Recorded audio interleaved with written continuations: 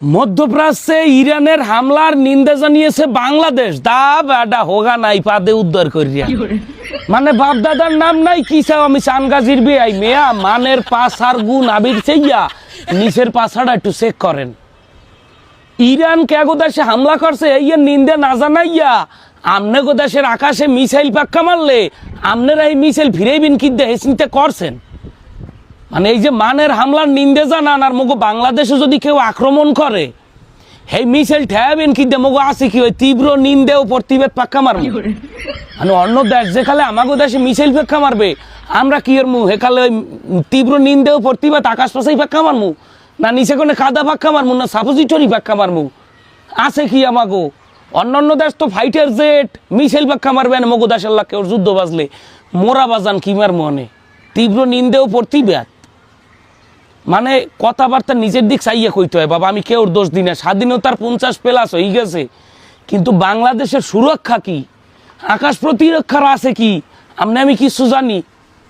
মানে বড় বড় কথার খালে দেখবেন নেতারা উল্টাই হেলায় কি চাও, ভারত উল্টাই হেলামু, শ্রীলঙ্কা উল্টাই হেলামু, আমেরিকার দাসত্ব করবো না, 7 সিস্টার দখল করে হেলামু। হোবাজান দখল করার মতো আছে কি? দখল তো দূরে থাক, অন্যান্য দেশ যদি হামলা করে এই হামলা ফিরেনিয়ার মতো তীব্র নিন্দে ও প্রতিবাদ ছাড়া বাঙালির কিছু নাই। যুদ্ধ বাজলে তো এই ঠিকই কইবে না, যার যা কিছু আছে এই লই নামো, লাডি ঠ্যাঙ্গা খন্তা কুড়াল খুন্তি চামচ বাডল যেমনে যা আছে এই লইয়ে সবাই নামও পড়তে ঘরে ঘরে দুর্গ করে তোলো।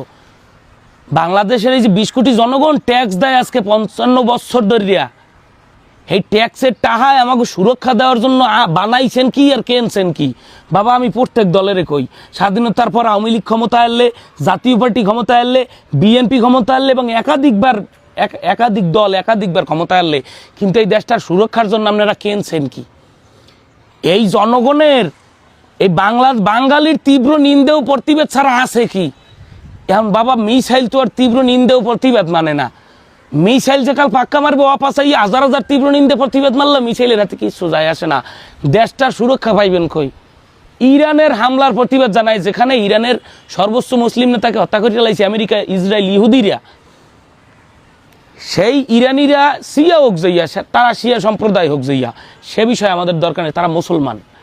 এখন আমাগো দেশের মানুষে ইরানের বিরুদ্ধে নিন্দে জানায়, বাবা নিন্দা জানান এটা তো আমাকে দুঃখ না, যে চালান যে যেমনে চালান, কিন্তু আপনাকে দেশে যদি মিসাইল আক্রমণ হয় বাবা তীব্র নিন্দা প্রতিবাদ ছাড়া আপনাকে কিচ্ছু নাই। অতএব ফাওফানা না ফুটিয়া কেমনে এই দেশটার সার্বভৌমত্ব, ভূখণ্ড এবং 20 কোটি জনগণের নিরাপত্তা দেবেন এই ব্যাপারটা চিন্তা করেন। পারলে আকাশ প্রতিরক্ষা বাড়ান, সামনের বিশ্ব বড় ভয়াবহ বিশ্ব ইতিহাস দাদু।